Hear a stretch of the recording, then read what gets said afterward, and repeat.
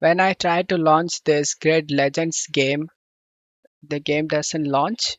Cannot start de novo services. The system cannot find the file specified. To fix this problem, close stuff here and go to search menu and type Windows Security. Click on open it.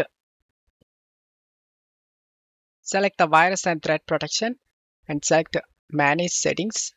Scroll down and select add or remove exclusions and select yes. Select add an exclusion and select folder. Navigate to the game folder.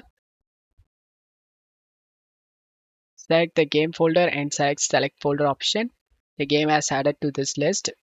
Go back to virus and threat protection and select protection history. In threat quarantine, click on the drop down and select yes. If any game related file, then select action and select restore option. Select yes. Down here, you need to find any other files listed. As you can see, another file, restore. Once you restore all game related file, just close stuff here and launch the game through the desktop shortcut.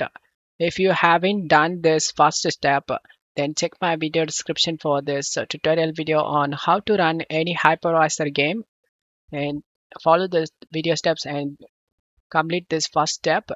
Once done, check the second step and the game should launch now.